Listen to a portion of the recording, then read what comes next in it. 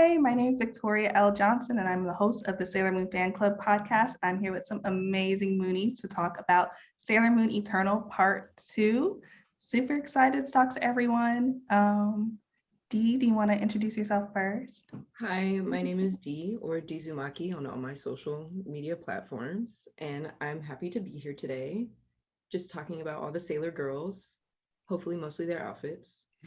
We're looking very cute. Very. I have a lot of thoughts on that. Yeah. DJ. Hi, my name is DJ Kirkland. I'm a professional comic book artist and a lifelong, basically, Sailor Moon fan. I'm super excited to talk about my favorite thing in the world. So always happy to talk about my girls. In the right place. And Sailor Snubs. Hello, my name is Shannon, aka Sailor Snubs. My pronouns are she and her, and I do a YouTube channel called Sailor Snubs where I review merchandise about Sailor Moon. I also have a tech channel, but that's not relevant here. I mean, it's relevant somewhere. Sailor Pluto was on a computer at some point in this. Oh, that's true. Yeah. I can talk tech from Sailor Moon. Great. And also, I forgot, can we go back around and say our pronouns? And I'm she, her. They, them. He, him, or they, them. Either one works for me. Awesome. Just for people in the comments, make sure you're using our right pronouns. But yeah, so I just wanted to start off with just general thoughts of the movie. What did everybody think? So I made a little page in my notebook that had a couple of notes about the movie, and it's probably going to be reversed on the screen, but I wrote that this movie is gay as fuck. Oh, I love it.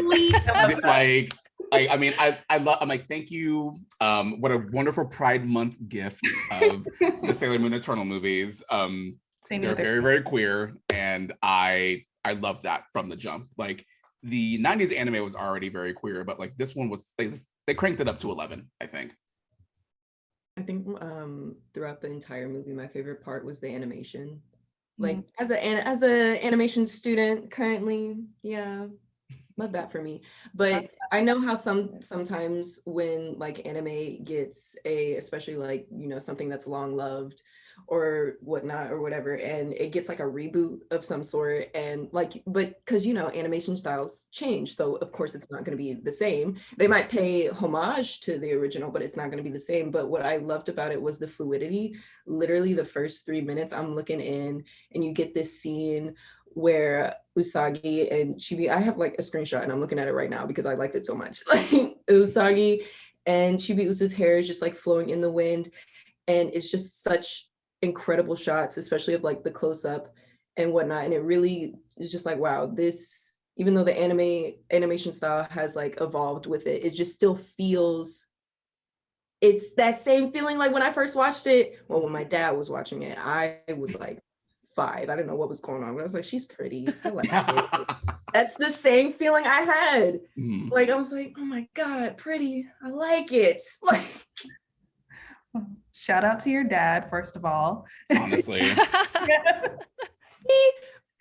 he did not know what I was watching at all. He was just sitting there putting me in front of a TV. He was watching it though. He was involved in the plot, but he had sub and I didn't know how to read. So I was just looking at colors. They were fun colors though. Yeah. Made me gay in the future. So we love that. Yeah, lots of hair moments. I completely agree. Like yes, flowing, and it's just pretty. Yeah. And Shannon. Oh well, Deezumaki, I would love to hear more about your opinion on the animation style and everything, because I'm very uneducated when it comes to animation styles. So since you have a lot more knowledge on the subject, I would love to hear more about that. But for me, I'm very much a manga nerd, and that's like my favorite version of Sailor Moon. So I recently read it, so I was very much focusing on the plot and how the story kind of compared to the manga. And given that it was so accurate, with a very few changes, of course, I mean, they kind of have to, given that they're trying to adapt this for a movie theater or Netflix in this case. But given that it was so very close to the manga, I really appreciated it. I loved how they were able to take Naoko's original story and adapt it into this movie. Very, very different from the 90s anime. And that really stood out to me. And I loved like how exciting it felt when I knew things were coming up from the manga. And I had never seen them actually animated before, and we finally got to see things.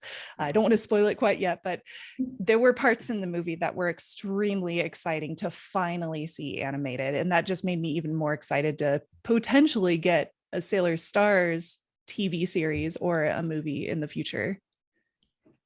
Yes to that. I completely agree. I think with Crystal, it kind of started off a little rocky, but with this latest movie, I really just felt excited about Sailor Moon again. And that was really like nice to feel because it's so good. And also D, I also would love to hear, because I'm also not like great like knowing about animation. And DJ, I know you also like know about things.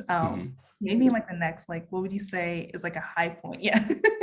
Well, going like back to Crystal really quick, when I first rewatched the Crystal, because I know they were covering like it was like at least the first and like second-ish seasons of the original anime. And I get why it was kind of rushed, because I feel like once I reached episode 3, I was already halfway through the original plot.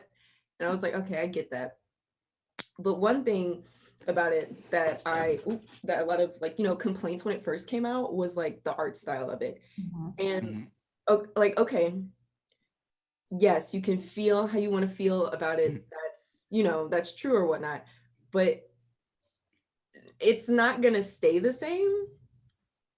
Like, because these types of things evolve, like especially with like digital creation and digital art, constantly evolving. The art style is going to change, sometimes for the better, sometimes for a little bit for the worse. For Crystal, I didn't like how they did the lips a little bit. I kind of wasn't vibing with it, especially when they introduced Chibiusa and falling down. She was really about to pop Usagi with a whole cap. But gang. when they showed me, yes, exactly. when they had that, she said, "Give me the crystal." Yeah. When they had that close up of her face and I like saw her lips, I was like, okay. It was cute on the other girls. For some reason with you. Yeah. I felt the same way. I had a very as like a longtime Sailor Moon fan, I've had like a very frustrated experience with like the first 2 seasons of Crystal, and my opinion of it has definitely softened over time. But what I like the attempt at them trying to replicate the art of the manga as closely as possible with the first 2 seasons. But the biggest issue that show had is that originally Sailor Moon Crystal, the first season, if I remember correctly, wasn't even airing on television in Japan. I think it was airing on Nico Nico Live, I believe, in Japan. So it wasn't even on TV. So I think when it comes to like anime television budgets, like I don't have all the information on that, so I can't speak to that specifically. But I know that the funds weren't exactly there in terms of a budget for that show. And I think it showed, and they did whatever they could with what they had. And that's kind of one of the things I kind of softened on. It's like, well, the people that are working on the show are working their butts off with what they have. So I can let go of that for sure, because again, with a reboot of something existing, it doesn't mean that the original thing no longer exists. So even if I didn't like Sailor Moon Crystal at all, I still have the original show to go back to. So it's not like the end of the world either way. But I honestly think that if that show had like a big budget, or just a bigger budget in general, because Toei Animation does really good stuff. If you look at the Precure shows, like those shows look really good. I'm watching the current one, which is Tropical Rouge Precure. It's really good. It's really cute, and like I'm like, that energy is what I personally have always felt like a modern Sailor Moon as a reboot would just be like a Precure show, but like it's Sailor Moon, so it has this long legacy of all these characters and all that stuff, which I felt like by the time we got to season 3 of Sailor Moon Crystal, it was very that. And I actually really love season 3 of Crystal. I thought it's so good and it looked great. Really enjoyed it. it managed to find the right balance of like what people liked and wanted from the original anime, plus them following the manga and kind of bringing those two things together and it kind of being its own thing. And I think it really found its footing there. My biggest thing that I wanted out of Crystal is that I think that if they kind of capped at 26 episodes per season, it would have given the story a little bit more time to breathe, because I feel like that with Crystal, it's kind of like you had to have either already read the manga or have known the original anime to get those characterizations of all the Guardians, because they're relying a lot on their characterizations from the original anime, which are very close to their characterizations in the manga as well.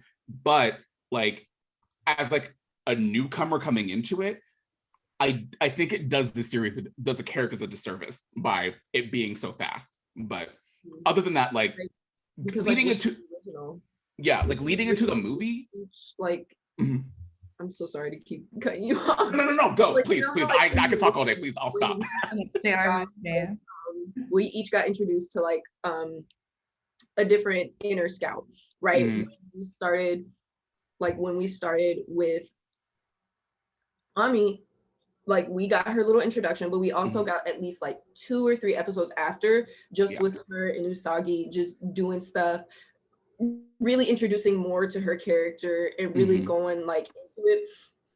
And they did that with Ray and Crystal. I didn't like how Ray was like perceived, because you didn't get those 2 to 3 episodes after of just like building up of character, of just like showing what else, what she likes to do, where she goes, like what are her like thoughts as just like a regular teenage girl that also has like superpowers.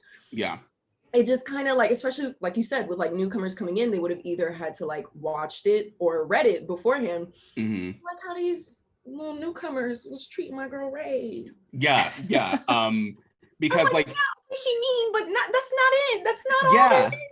Like Ray is actually really sweet too. Like, and you don't really get that characterization, and you don't get all of that with Crystal, unfortunately. So I feel like, again, like the benefit of the original anime being 200 episodes in total is that you got to really know those girls. And even by the end of season 1, which was like 49-ish episodes, I believe, I can't remember, but you really got to know them. And when those moments at the end of the first season of the anime happened, like, you're crushed, because like you've got to spend so much time with them, you know, their wants, their dreams, their desires, and like you get to see their relationships really blossom over time. But you don't really get as much of that characterization of Crystal, which I think does it a disservice for really being able to connect to them as much. It's funny the way you say that, because I never put it together like this, that season 1 of Sailor Moon has the same or more episodes than all of Crystal right now. Which is kind of like wild to think about. Oh my gosh, yeah. Yeah. Wow, that's crazy. Yeah. Wild. So that's a lot of monsters of the day, man. Yeah. But I love them so much. I do too. I love them so much. Characters so great. On point. Yeah. So I'll start with Shannon too, because you guys gave us a whole thing and I loved it. But Sailor Moon Eternal, the both films, would you say this is the best of Crystal, or like where would you rank it in Crystal so far?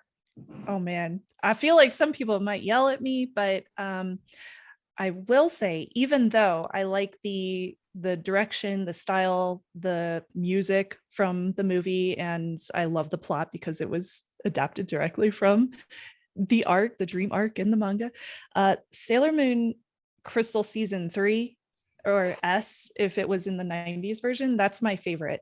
And I think that I would have liked the movies even more if they were episodes as opposed to a movie, part 1 and 2. And the reason is kind of along what DJ and D were saying, is exactly the same. I felt like a lot of Crystal was rushed. Same with the Eternal movie, especially part 1. I felt like that was rushing just through each of the different dream arcs for each of the inner senshi. It just felt like you didn't have time to understand what the heck was going on, to the point where by the end of the movie, you're like, oh, wait, that was it. And then you start at part 2 and you're like, oh, okay.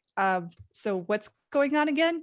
And I feel like it was a little bit confusing if you didn't know where the plot line was going to end up.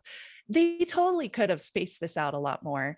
And I think the pacing was a little bit off for the movie, but that's the main reason why I love S. Also because I love the Witches 5 and the entire storyline of Sailor Saturn and Hotaru. Like that's so amazing for me. I just love that. And I directly am influenced by the Outer Senshi in so many ways. So yeah, S is my favorite, but the movies, if I was to say like my favorite and then second favorite, the Eternal movies would be the second favorite.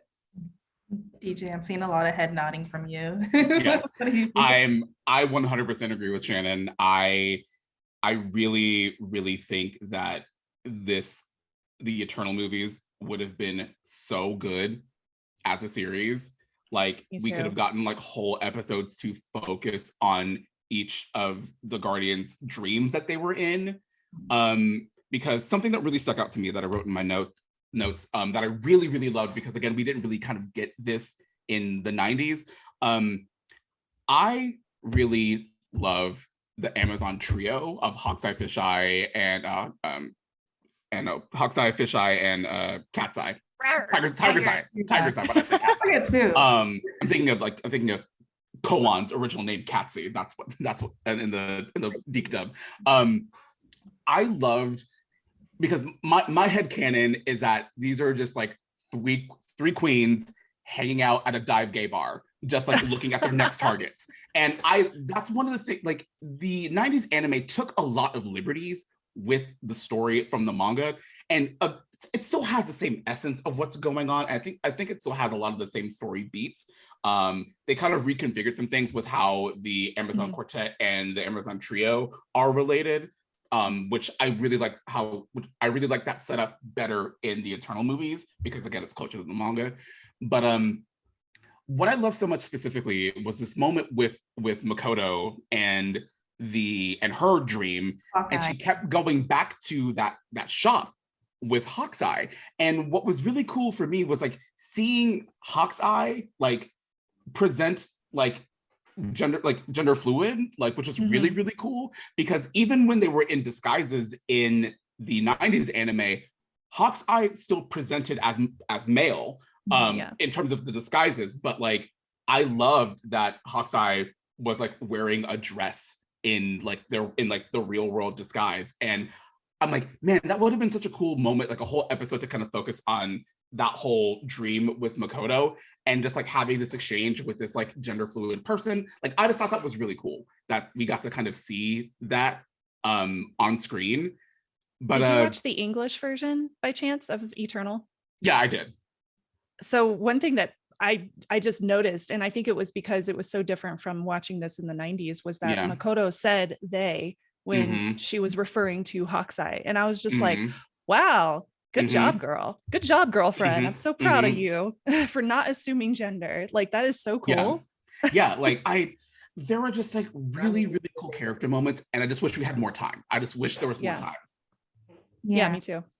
I completely agree. That was one of the parts that stuck out to me, because it really stuck out.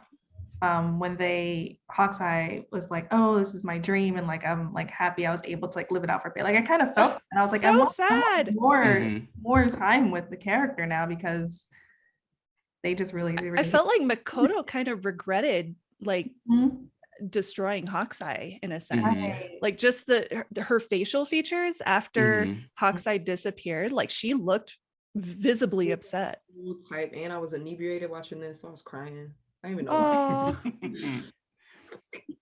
I had no like consciousness of time, so I was very curious on how I got to 11 seconds, and I'm already like 30 minutes in. I was not paying attention, but when that part came up and I saw her face just instantly just drop, I'm like, my girl is upset. I don't like that. She's my favorite. Don't make her upset by her choices. I don't like that. But it was a very nice, it was both bitter and sweet. Like living out the dream just for a moment, even just living out the dream just for a moment, but then like, I gotta get you because we're not on the same side. But like she really felt for them. And it was also one of my favorite scenes to watch though. I also really appreciated that Makoto made some delicious looking spaghetti and salad. Yes. That looked really good. You know how to throw down. Okay, Right? She does. Girl knows how to throw down. I want to go over to her house and eat all of her food. She can cook for me any day. In the original, also, what was Usagi's like friend at the arcade, the blonde guy? I always forget his name. He's not like in my brain at all, but he's always in the arcade. English dub, and then I always forget. It starts with the M and it's Motoki. I believe it's Motoki. Yeah, it's Motoki. Oh, yeah, Motoki. When like Makoto had a crush on Motoki, and she went over to his apartment to like clean and stuff. It was like, no, I'll clean your apartment. I was like, girl, you're being very cute, but don't clean his apartment. You don't know. You don't know this man. I'm struck. Stop it. Know this man. Please.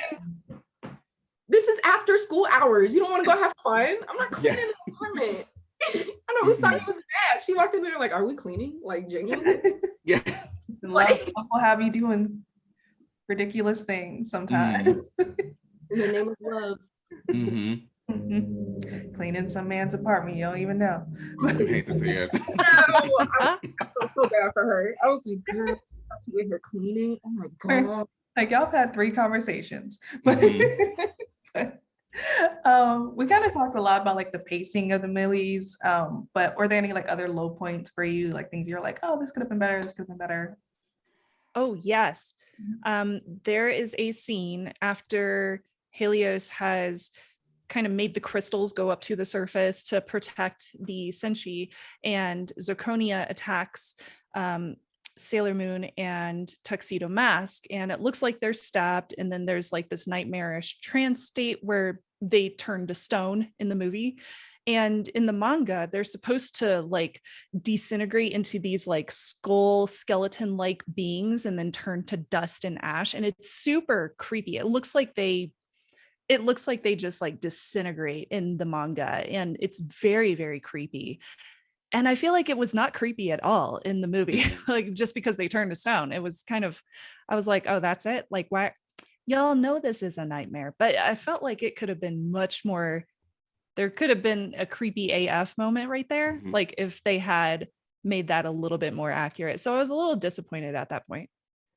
Yeah, I did. I looked at the manga again after watching it, and I was like, oh, that stuck out to me too. You're so right, because it was a lot.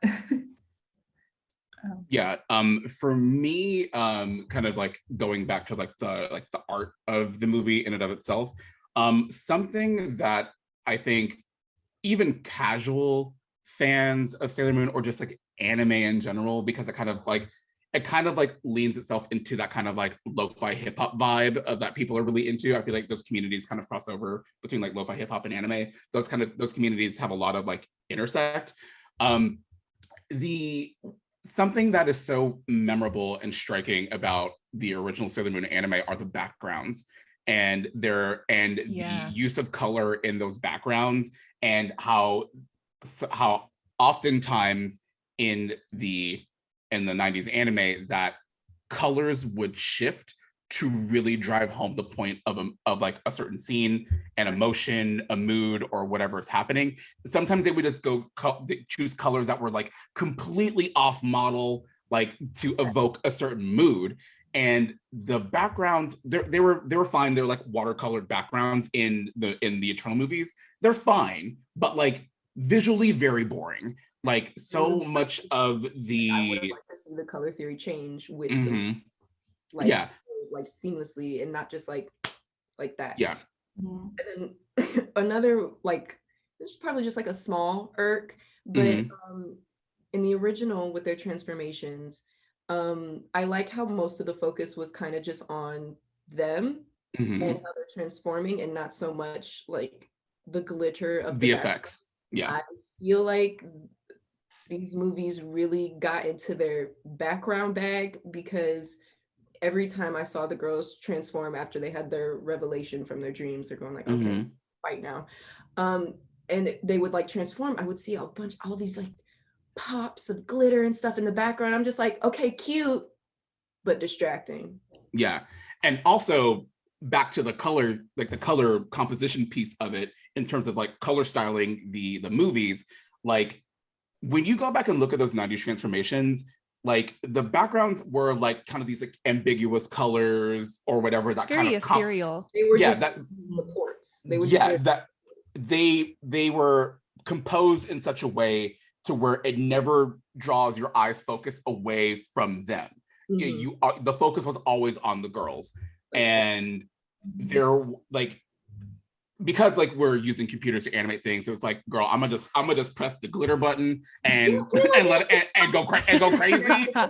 Which trust me, it's fun to experiment. It's fun to like put in newer things in order to get like a better motion, fluidity, stuff like that. But sometimes it can be just a little bit too much, but not like too much in the professional stance where if I were to look at it, I'm just like, of course this was done by a professional. Like it's not that it's bad. It's just that for me personally, it just feels like too much. It distracts from the clarity. It removes clarity from what we're supposed to really have our eyes on, because what I believe is so like magical about the magical girl transformation is that we're seeing the person change to this powerful enhanced version of themselves. I don't want to be distracted by this like moving background with sparkles and hearts and flowers or whatever, which I love all of those things, but there was so much restraint in that visually with the 90s anime that it struck this perfect balance of like, where can we like really make things like sparkly ooh and ah and look really, really cool, but also like we don't want to lose focus of what we're supposed to be looking at, which is the girls going on. Yeah. One thing I recently did was watch through most of the 90s anime. I'm like halfway through Stars, and I noticed between Crystal and the 90s anime, in terms of like the backgrounds and things like that, is in Crystal you get a much better sense of how big the locations are and how they are decorated and stuff like that. Like we lose a lot of that ethereal feeling from the aesthetics, from the backgrounds, like the beautiful dreaminess of Tokyo. But in Crystal, you see a lot more of the realism, like the alleyway from the first movie. Like that's a example I constantly think of, is like, oh, that looks like a real alleyway in Tokyo. Like you can see the shops, you can see addresses on the shops. Like I was noticing that, but you're right, it was pulling me out of focusing on the characters and I was focusing on the backgrounds, because I was like, have I ever been there? Like I was looking at these different streets and trying to think about this stuff. Because when I think about Sailor Moon like as a whole, like you get this with the manga, right? Like with the way that Naoko Takeuchi draws things, it's so like ethereal, it's romantic, it's like it's like fuzzy, it's dreamy, it's warm, it's like it feels like I discussed this in one of my classes I had. It was over like the history of anime and manga and stuff, and we were cool, right? I took an exam for that. Love it. I love that. But we're studying shoujo and how like backgrounds and certain art styles shoujo artists will make to make it feel like, well, maybe not purposely, but also it's just like when I look at the 90s backgrounds, it feels like I'm looking through the eyes of like a teenage girl going it feels like it's through Usagi's like eyes, essentially. She's seeing the world how this is. She's a normal teenage girl and she's going through this like she's going through these supernatural never thought of it this way. Like just like when she met Luna for the first time, girl, you can talk, oh my god. And it was just like this fun and silly occurrence because it was fun and silly. I just found this talking cat. I'm 14 years old. I found this talking cat. Like I love how that feels. And I think within movies it kind of, because like she's been doing this for a while now. experienced a lot of pain, a lot of whatsoever. So having like the realism of the newer like movies and newer like anime such as Crystal, it kind of feel I was like putting that theory into it. I was like, maybe this is how she sees it now. No more glitz and glamour and glitter. She now has to protect the world. She knows that she's like this lost queen / princess. Yeah. Like no more happy fun times. Even though they have these happy fun time moments, she's not seeing the world as she did before she met Luna. You know what I mean? I really love that take. I really love that take. Blew my mind. Yeah. I really love that take on it, honestly. Yeah, wow. Yeah, I love that. I love that as a justification for some of those choices. I really like that. Yeah. That's fascinating. It does sound You like hit me right here. yeah, me too. That like big my brain, mind is big kind brain. of blown Yeah. right now. I'm Yeah, like, I love whoa, that. you're right. Mhm. It feels like the show is maturing as Usagi is finding out more about herself. And she's gaining more maturity. Exactly, because like even though I never felt like Sailor Moon was a like super dark and gritty type thing, they just had dark moments. Yeah. And These movies were pretty dark. Crying, but the more of these moments that she had, the more that she realized, just like, well, I'm not a normal girl. Like I'm not a teenage girl, and like I just saw my friends perish before me. Yeah. For like the first time in my life. It was the way, no, because season one, it is heartbreaking. All, like regular teenage girls. Yeah. Regular teenage girls. It's the way that she had to watch with her she watched all of them. Eyes, had to watch life drain out of her friend's body, except die. That's what it is. She had to watch it all. And it was just like, damn. Yeah. I went back, but that was very traumatizing for me. Like season one was wild. Like, so this is something that is like, it's not a pet peeve of mine, but when people will say like, oh, like I wasn't really into Sailor Moon because like all she does is cry and this and that and blah blah blah. It's like you realize that she's 14 years old, a 14-year-old girl. What do you want her to do? Like, right. And two, you only probably watched most of the Deke dub in the 90s. Right. Like, which if you go back and if there's a YouTube video that somebody generously made for me to articulate this point, if you watch the Deke version of the end of like those last 2 episodes of Sailor Moon that they combined into one in the Deke dub, where like that episode ends in the Japanese version of it, where it ends after you see those beautiful like color pencil drawings of the Sailor Guardians like cheering Usagi on, like we're still with you, blah, blah, blah. And then you see her running towards Queen Beryl, and then the episode ends, and then the next episode is a fight. Like that moment of like her stepping into her power and realizing what she has to do after watching her 4 best friends die in front of her, you lose that moment completely. And so whenever people say that, I'm like y'all haven't actually seen the show or read the manga, because it's so good. It's so good, and it's so powerful. It's about friendship, and oh god, it's heartbreaking. But like totally, girls were 14.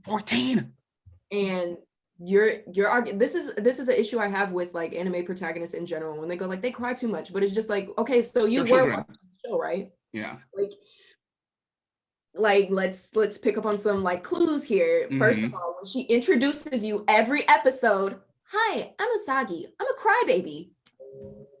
So what did you mean? What's not clicking, babe? What's not clicking, babe? I was a kid. That's funny. I was like watching through by myself, and I was like, what was my dad showing me? What was this all about? So I was watching through as a kid. I was like, she cried too much. I got to the end of the season when I was like, yeah. So some of these episodes that she just goes through, it is just like she's never experienced some of these situations before. And it's just like, y'all, I'm over here at the gym trying to work out, and this workout monster just popped up. No, I don't know. like I can't. We- And sometimes it annoyed me how much Luna, because Luna can do the future. She was trying to be like, yo, you are the guardian. You need to help us. And I know she was in a very dire time. Luna, I get it. I am not dying for you though. Let me just make that 100% clear, Miss Luna. I'm not doing any of that. Mhm.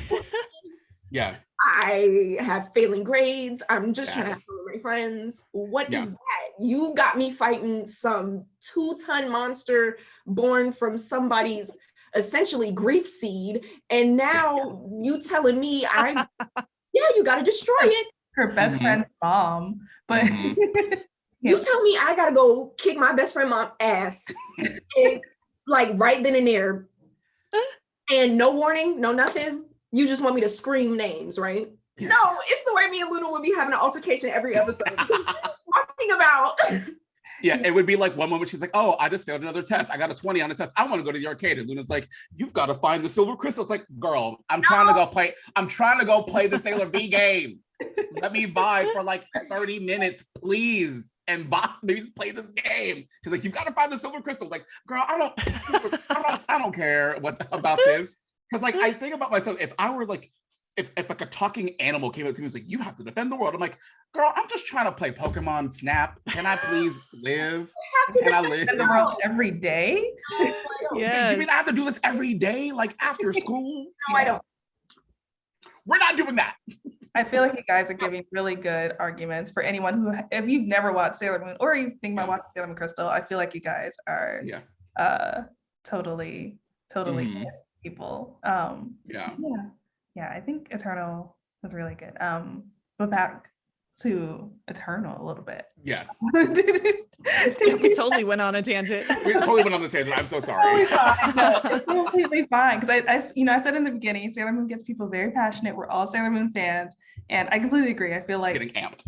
yeah, and I really like, and if you think about like what Dee said earlier about like at this point with Eternal, we've seen Usagi like go through so much, or like that realism aspect makes so much more sense too. Mhm.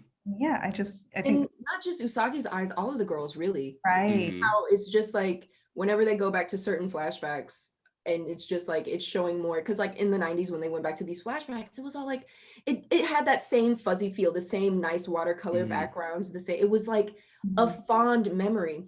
But what I noticed like in Eternal, that whenever they go back to a flashback, it's just like, because I know like newer animation, they're paying it more attention to detail. But when I like look at it now, I'm just like, damn, this is not like a fond memory anymore, because now it's tying into like the essential trauma that these girls now have, and they're looking back and it's like, this is kind of similar. Mhm. This memory I'm having of the experience that I'm having like right now is kind of similar, and I don't like that. Mhm. Mhm. Traumatizing memory. Yeah.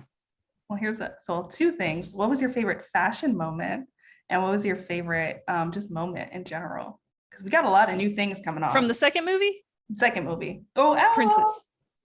movie, and then give me your overall. Well, from the Princesses. oh my bad. From the first one, when Fisheye first popped up, yeah. Mhm. Yeah.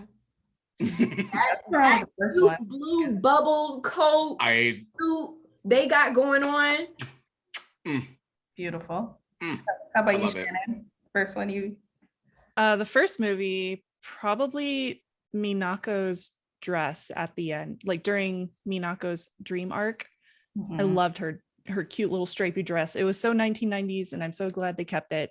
I also noticed Amy was using an iPad when they all met up down in Juban. Mhm. And I was like, oh girl, you upgraded. That's cool. Mhm. Good for you. Good for you, honey. And she had the one with the camera on the back, so you know it was like an upgraded version. Yes. I was paying attention. Yeah. Listen, I was Mom is paying a attention to the doctor. tech. Mhm. But the second movie was definitely like when you finally get to see all of the Senshi as princesses. Oh my gosh, they were so gorgeous. I was just like, girl, I want to get every single one of those dresses. Mhm. Yeah, totally. Mm. DJ. Same with Shannon. The striped dress for Minako, I was like, this is so perfect. It's so cute. It's like, it's a nod to like the looks of the 90s. It had this kind of like almost like mod kind of like vibe to the dress, which I thought was really cute. And like a perfect look for her. Love that so much. And then one change that I really liked that they did in Eternal in general for both Sailor Moon and Chibiusa was the Super Sailor Moon and Super Chibi Moon skirts, how it's like an ombre effect of like the rainbow colors at the bottom of the dress and not just like the stripes, even though I love color blocking like in general, so I like the stripes in the 90s anime because it made it easier to animate, given that this was like 1995 when that show was airing. I think 1993 or 4 when anyway. So I love that effect because they can do that with it being done digitally now. It's easier to kind of replicate that look and have it look consistent through the whole thing. In the second movie, I want to talk about Setsuna just like doing her work, and she's wearing like that mesh top with like, the bra underneath. I was like, girl, bam. Excuse me. Hell yeah. Come on, Setsuna. We're in STEM, but we're giving fashion to the girls. Like I heard somebody say Setsuna is ready for hot girl summer. Oh yes, yes. Setsuna is ready for hot girl summer. Absolutely. Yes. But also we have to talk about non-binary icon, gender fluid icon Haruka in that button down with one button. And I'm like, man, please, the girls can't take you, please. Haruka made me question my straight ass self. One of my favorite like dresses on Miss Neptune. She had that nice little green rose dress, like white frill at the top. I was like, okay, mother. Yes. Mother vibes, milk. Oh my god. And then like as I saw like Pluto's little mesh top, like bralette moment, I was like, oh my gosh! Wait. Yeah. Like, and then we get to Haruka. Titties out, pearl necklace, Vogue. It was giving very much Vogue. Okay. Yes. Titties out, pearl necklace. She did have a bra on. Pearl necklace. High waist jeans, or were they low rise? They look like low rise. High waist or low rise jeans sitting there, nice and pretty. Mm-hmm. Oh my god! And I love that moment where you see Michiru with like the bundle of roses, and then like one of her stands comes up and is like, "Are you Michiru Kaio? Like, oh my god, I love you in this net." And then Haruka comes up, "Are you ready to go, wife?" And I'm like. Ring out with the ring so out, good, wife. So good. Yeah. You ready to go, wifey? That's my for lifer. Like, it just made my heart sing with that, just how gay it is, and just like it's two lesbian moms, the lesbian aunt and the child. Okay, like and then Hotaru calling Haruka daddy, and I'm like, absolutely. Haruka papa. Absolutely. So cute. That's exactly what I was about to say. Absolutely. That blew my mind. I was like, whoa, okay, we're doing this. Like that's why I quote tweeted. I was like, absolutely. Yes. I've been in there because every time she says it, I get emotional. I'm like, yeah, this is what you deserved. This is what you deserved. Happy Pride Month. Happy Pride Month, y'all. I really appreciate that. You know, Haruka and Michiru, obviously, and Setsuna as well, have so much money. Like they probably have a helicopter pad behind their mansion in the countryside. And yet Haruka is sitting in the car and she goes, "Oh, there's a sale on diapers. We should go buy some diapers." And I was just like, girl, you don't, I appreciate that you are trying to save money, but honey, we all know you don't need to. Y'all have matching helicopters. Let's be serious. Matching helicopters. Definitely. Matching helipads to land on. Like it does. I love it. I love it so much. Like I love it so much. You know what I mean? I'm trying to get like that. Yeah. Right. One day. I love that. It's me too. Come on, YouTube, pay me. Yeah. Yes. I'm trying to get there. Definitely trying to get there. I'm thinking it's kind of funny that they probably do have helicopters, but they also live with Pluto, can like travel through time. It could be anywhere at any moment. That's awesome though. Maybe that's why they have all the money. Pluto traveled in time and she was like, "You need to get Bitcoin right now." Yeah. Yes. Get on this AMC stock. Yes. Get it? Yes. said take it while it's hot, but drop That's, it. I mean, Yep. that's what Setsuna was doing on the computer. She was like, let me see what the pixel rates are looking at.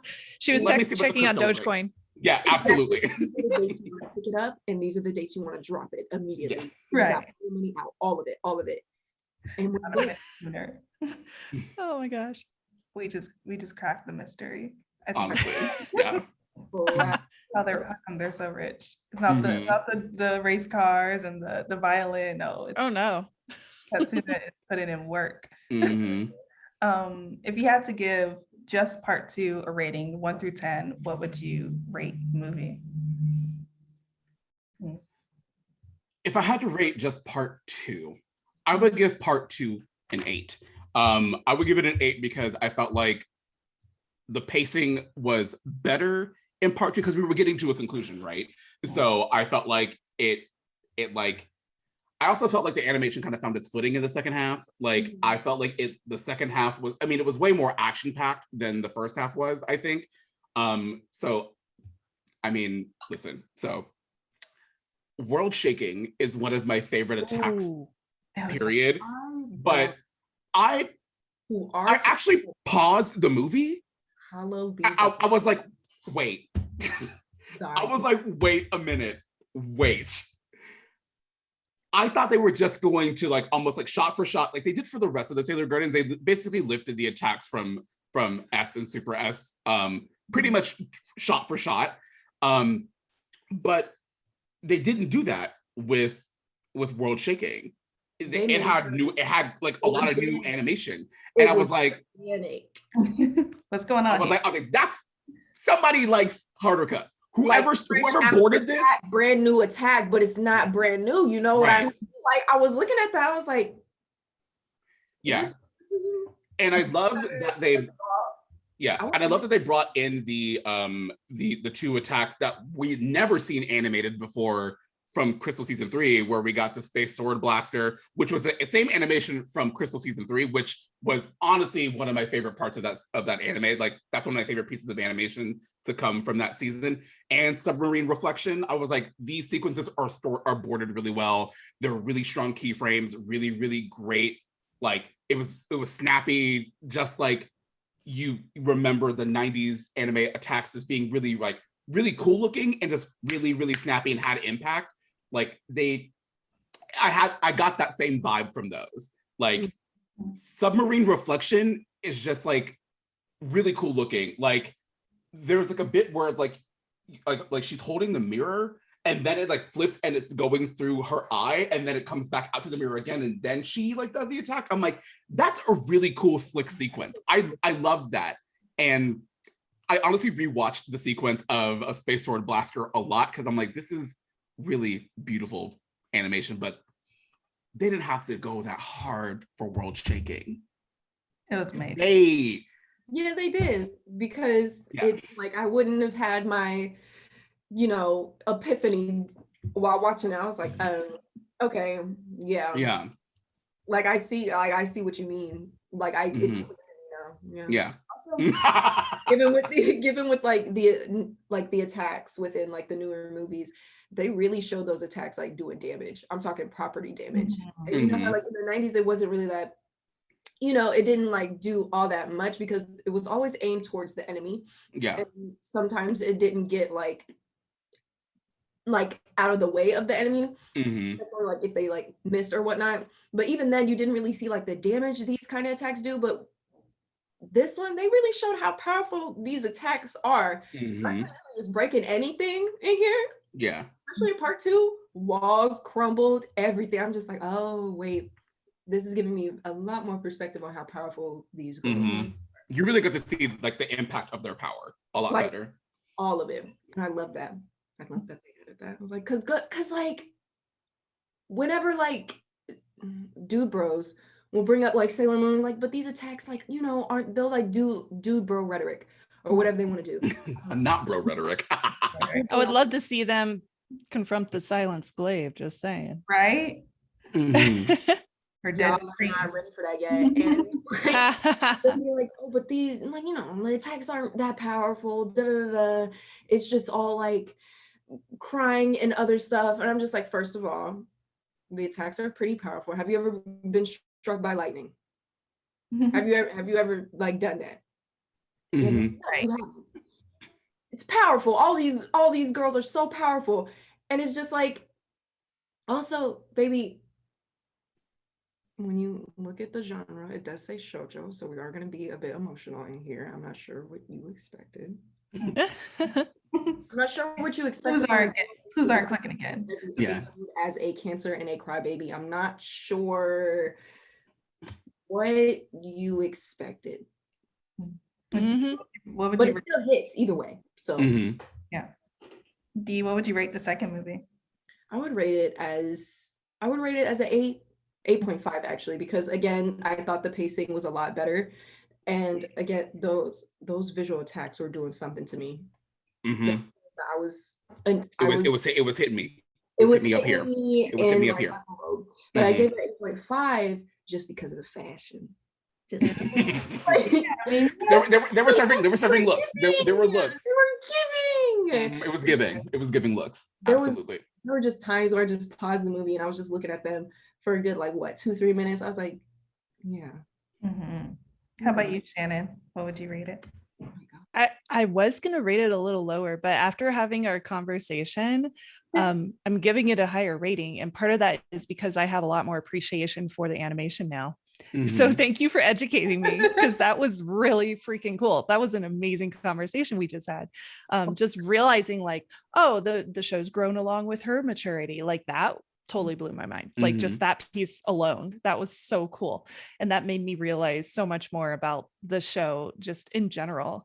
And as far as the movies go, I liked Eternal Part 2 more than Part 1 because the pacing, it felt a lot more natural and it felt a lot easier to understand, especially if you're coming into Sailor Moon, you didn't know Crystal existed. A lot of people don't know Crystal exists. Yep. And if they saw this on Netflix and watched it, I feel like they would have an appreciation more for Part 2 than Part 1, because Part 1 could be confusing if you haven't read the manga in 20 years. And a lot of people have not, as I figured out in my own comments. And I also had a huge appreciation for the fact that we finally saw characters that we've never seen animated before. As I mentioned previously, one we haven't even talked about in this convo is the Amazoness Quartet. Finally seeing them as their Sailor Guardian asteroid selves at the end was incredible. Awesome. I squealed seeing Sailor Saturn transform, which we've never had a transformation for her ever.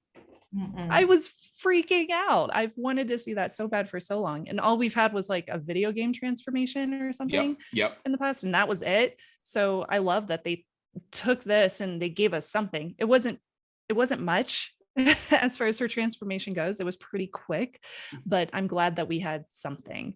And the last song, I don't remember what it's called right now, but the last song that was playing during the battle sequence, that was so cool. The rock song, it was so much fun to just rock out to it. And it totally got me in the mood for the battle sequence. I just loved it. So I would give it probably an 8.5 now. Definitely.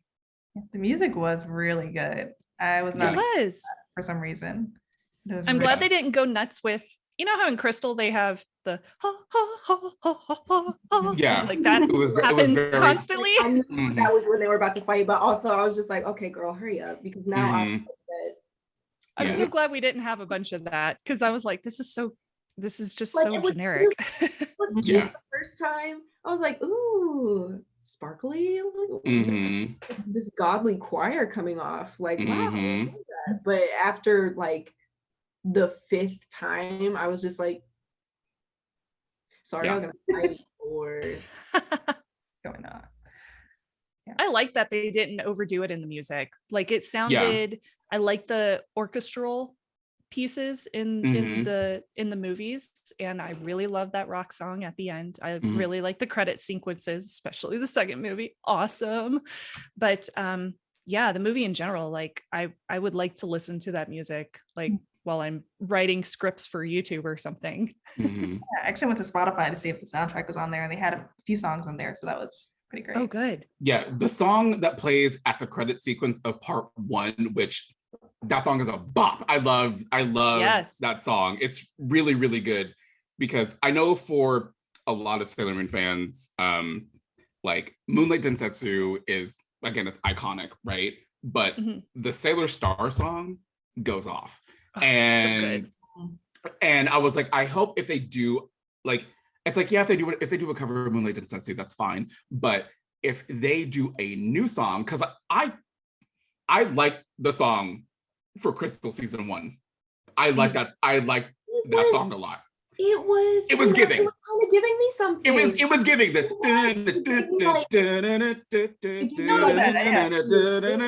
it's really good. It's really good. It captures the same kind of energy like that the show, and I'm like it's hitting. It's hitting a boost of just etherealness, because you know they are still magical girls. They're still right. You know what I mean? Yeah, because like it was the same group that did the Crystal song, that did the song that's at the end of the sequence of the first movie. They did amazing. A+, love that song. I came away from it being like super excited for more. Like I'm hoping that we get stars. I want it as a series. Like if we're gonna get Chiaki Kon directing, then again for the series, keep Chiaki, like fantastic job. And if we're gonna keep Kazuko Tadano as a character designer, which I think was the best choice that they make made that happen by giving that original character designer from season 1 and 2, I believe, of the show to the movie. I'm like, it's great seeing that evolution of seeing her, like it's cool seeing that artist's work grow and change from a show that she worked on 2 decades ago. Like literally that would be all I needed. Because like you wouldn't even have to follow the plot. I don't care at this point. What do these characters I want to see like them. The designs of the eyes, again, it's those iconic Sailor Moon eyes from the original anime. So beautiful. And I think so much of that. Large I think highlight, the very thick black rim around the eye ring. Love it. Additional triangle highlights on the it's. It really drove home that emotion, and you could really get the emotions and feelings in their eyes because of it. So I mentioned this on my own watch party, but I think if Toei is happy with how the movies Eternal Part 1 and 2 went and how they were responded to, I think that we would get stars in 2.5 years. And my prediction is that we will hear an announcement this year at the birthday event. Please. That's my prediction. I don't know if it'll happen. I have no clue, but that's the prediction I gave it on the watch party that I did, and I'm gonna stick to it. I think we're gonna get stars too. Just from, I feel like there's been so much excitement on this movie and the fact that it's on Netflix, and they're gonna see the numbers. Like, I feel like they will. Yeah, because that struggled before. Like, not as many people were watching Crystal, and they were kind of like, I don't know, should we put money towards this? Do people still like Sailor Moon? And I think now, like, especially after like Color Pop. We're here. Yeah, after the Color Pop collab, that definitely helps. I know that a lot of people do have Hulu, which is good, but I think there's something about the accessibility of Netflix, because I think there's a much higher user base of people that have Netflix, and I think it's available in more territories. That at some point, if the original 90s anime does come to Netflix at some point, that will also, I think, help justify, like, hey, like, look at the numbers. Like, the numbers don't lie. Like, it's because, like, I think it'll be a benefit that if that happens at some point, because that'll get the conversation about the series happening again, and like more discussions will be happening online and all that stuff. But I think the movies, I'm hoping, fingers crossed, the movies have done well enough globally that we will see stars be adapted. I would personally hope it was adapted as a series, because me too. I think it needs more time. But I'll take whatever I can get. Yep. Liver if I can, a crumb. Put the original 90s anime on Netflix, I would be scared, because y'all all, hopefully, maybe, if not, then you were spared. But y'all saw what happened when they put Avatar back on Netflix. All of a sudden, we had these weird think pieces. Oh, Avatar discourse again? Because we had it back in what, 2014? When it was originally on Netflix? Past it. Like, I'm not trying to scroll down my scroll down my stuff. And I'm not trying to see no think piece on why Usagi is being selfish. No. We've been through this. Yeah. We've been through enough. We've been through enough. Something else, I promise you. This is a think piece. Ray is an abusive friend. Oh, speaking of Ray, a line of dialogue that I noticed in the movie, in part 2, I think Minako like says it like on the low, but she was like, I know you're not really into boys, but I was like, Ray, we know that you're gay, but because they were talking about running the shrine. They were talking about running the shrine, about having a husband, and like Minako was like, Ray, I know you don't really like guys, but like you can have a man that can help clean the shrine, so you're not doing it by yourself. Yeah. And I was like, oh, just a little yeah, house husband. Like, house husband. Yeah. I know, we know that you're gay, Ray, but think about I want my husband to be a house husband. Right. That'd be great. You cook for me. Imagine the girls just being like, helper. gay? Yeah. Like, you like girls? Yeah. That was one of the funnier moments of the it was so funny. Stop it. I was like, Minako. I'm so glad they brought this out during June. It was such perfect timing. Again, happy Pride Month. Happy Pride Month. To us all. We love him. Oh my God. Final thoughts, but I feel like we should end on that, honestly. Pride Month. Yeah. I mean, it feels really good to have something new, Sailor Moon, to experience something completely new, that it's not just like, oh, here's a re-release of the manga or the original anime or whatever, but like a new, brand new thing that was in theaters in Japan and now streaming everywhere else. And it felt really nice to feel excited about something. Like, we're still in a panini, so like it was nice to be excited about something and kind of like taking my mind off of like all the stuff that's going on in the world to watch my favorite thing and watch my husband sit there and be like, what's happening? And I'm like, so, and like pausing and explaining and then continuing and all that. It was nice to have that kind of a moment again. And the movies are so much fun. I'm so glad they exist. I'm so glad that we got to see the dream arc, probably one of the best arcs in the manga, realized in a story, in a version that's closer to the original story of the manga. Like, I love it. I will watch it over and over and over again. Me too. I've watched it twice now, and I'm ready to watch it again. Probably like 2 more times this week. Yeah.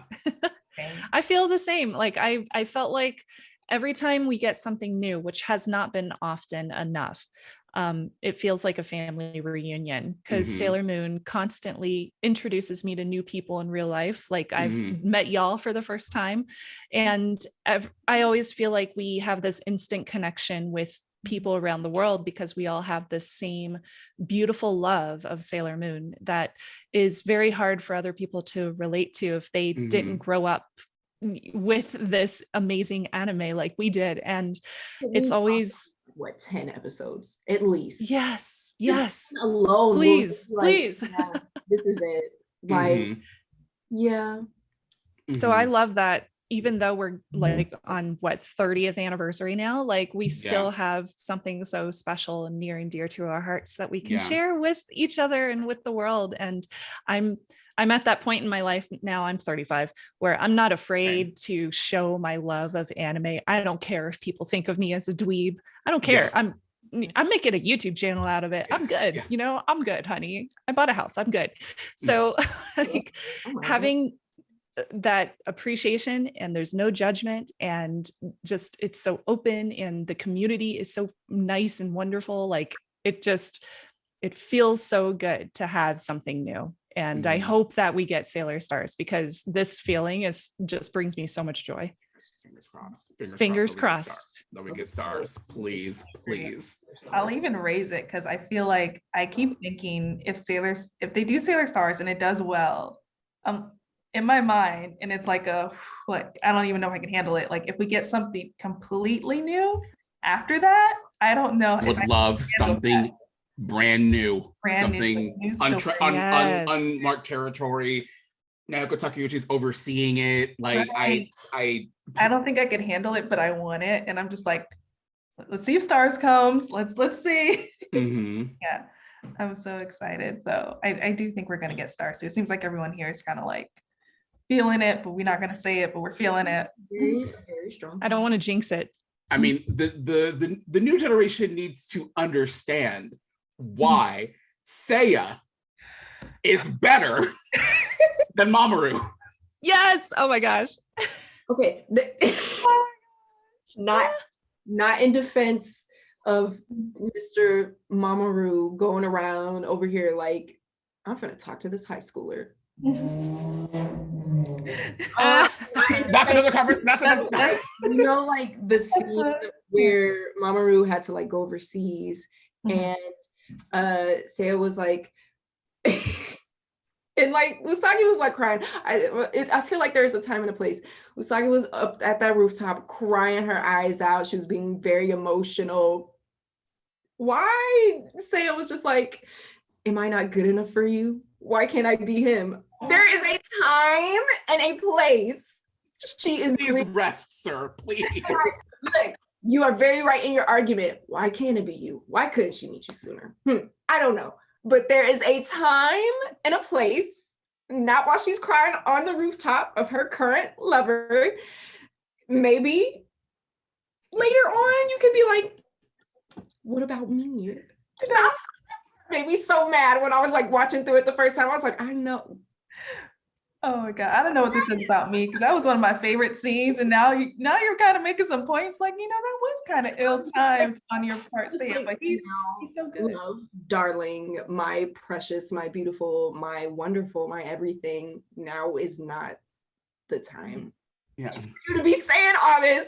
She was up on the rooftop crying her eyes out, and Sam was just like, but what about me? What about you? It's not about you right now. She going through something. Stop it. It's the way, like, also Mamoru popping up in like the first few episodes of Sailor Moon when he was like, don't give up. And he just throwing flowers everywhere. Also, it's just like, you were like this very smart med student. And I know like the illusion of animation, they're in costume. They don't know each other. Her face is uncovered and she has the same hairstyle. So were you not able to make any type of like connection? Again, I like it's not clicking. Mamoru, at least I wasn't blaming Usagi too much because he had on like a mask. He had his eyes covered, so it was just like, ooh, that could be anybody. But Mamoru, Darian, first of all, her face is there. It's right there. Same hairstyle, same voice too. No, the synapses weren't firing for you. Like they weren't like. Yeah, I feel like it's funny because at some point she was like, oh, is Matoki him? And I'm like, they have different hair colors. What are you talking about? But but yeah, it was definitely, I like to think that in Usagi's Sailor Moon, she has a different confidence level and that like changes things. Because that someone like had like a thing with Superman one time. They're like, I could see it because like it was like the confidence was there and like glasses are off and they almost look like two different people. So I feel like maybe. I remember seeing their the Sailor Moons, like the Inner Senchi's like pilot designs and how they had those little masks on. I think those should have been kept. Those are really cute. They're so good. Those prototype designs are so good. Especially if we get a Sailor Moon game, if we get a scenario, because I know she gets goggles again later on, and they're more simplistic, they're more smooth. But I love the prototype ones. They were so cute. If we get like a new Sailor Moon game ever, which I'm like praying to the gods that we get one, I will pay top dollar for DLC that is their prototype designs in Oh, game. that would be so cool. They're so good. They're so good. Oh my god. I thought the blonde fit better though, because of just like, okay, Usagi, the moon has like this yellowish color. For her to be blonde, that makes sense. But the pink hair was also very cute. The like, I mean, you can't go wrong with pink hair. It was like his really cute pale, pretty. I know, right? I agree. Yeah. I was like, you would. But yeah, I could talk about Sailor Moon forever and ever and ever. But unfortunately, we cannot tonight, at least. I'm so sorry for like starting like a whole another conversation when you were trying to rap. I'm so sorry. You're so fine. You know, honestly, I'm here just like soaking it up, and I'm just like, I would love to stay, and I want to continue this, but I'm also like, can't. You know, it's like My husband's cooking dinner right now, my house husband. So Yes. you have one. There's pizza waiting for me. So yeah, I totally get it. Go on my little trip this summer. I'm going on a little school trip to Japan. We're going to Comic. Hopefully I can find some decent Sailor Moon merch because I still have my little collection. It's like my little topic collection. Go to the Sailor Moon store. Mhm. I want Do it. Let me see if I can snag. If you need recommendations on places to go, let me know. I will. Oh. And then just everyone, Shannon, I'll start with you. Just sign off and give your socials. Oh, yes. If you want to follow me on Twitter, I'm Snubs, SNUBS, or you can find me as @SailorSnubs, but I never tweet from that account. And then on YouTube, if you want to see all of my merch reviews and tutorials on how to buy Sailor Moon merch from Japan, and also some news articles as well. That one is youtube.com/SailorSnubs, and same thing on Instagram @SailorSnubs. DJ. You can find me on all the social media at OHeyDJ. That's OHHEY DJ. There's 2 H's in that. Yeah, you can find me there talking about this movie and yelling about how I want a Sailor Moon fighting game really bad, and amongst other things. But yeah, that's where you can find me. D. You can find me on also all social medias such as like Twitter, Instagram, and TikTok @Deezumaki or @the Deezumaki, 2 E's. And you will just see me being goofy. And if you would like to start a conversation on why Makoto is the best girl, you can always hit me up, always. I love that. Yes, definitely continue these conversations with all these amazing people on their socials. And you can find me I'm Victoria. You can find me @Miss Old School. That's Old School with a K on Twitter and Instagram. And then Moonies Club, my podcast @Moonies Club on Twitter and Moonies_Club on Instagram. And then use Eternal Mooney on Twitter and let us know your favorite moment in either of the movies and win a prize. So yeah. A nice little Sailor Moon prize. Sailor Moon prize. Yeah. I'm going to enter. Yeah. I'll tell you one of the prizes is the first volume of the Eternal editions. Ooh. So, yeah. It's got that holographic cover. It's real nice. Oh, yeah. Pretty, yeah. Really, really pretty. So yeah. But thanks, guys. No problem. Thank you for having us.